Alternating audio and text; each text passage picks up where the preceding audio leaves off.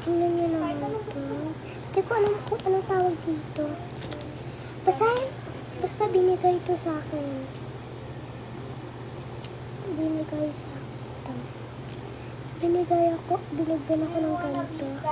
Binigyan guys ako ng ganito. Ayan nga, di ko nga ito alam. Tingnan na lang natin. Basahin na lang natin ito. Kuromi. Pangalan niya ex Kuromi. Kuromi. Open natin siya. Open natin. Wait lang guys.